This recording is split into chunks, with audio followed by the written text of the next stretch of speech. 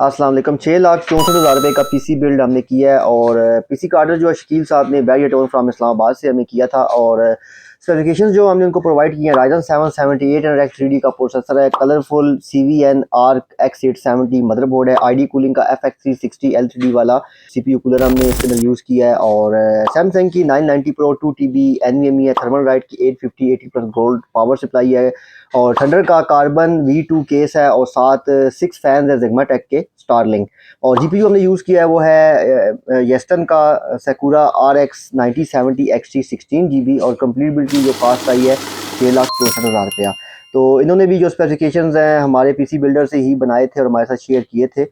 और आप भी हमारी वेबसाइट पे जाके हमारे पीसी बिल्डर से अपना पीसी जो है इजीली बिल्ड कर सकते हैं।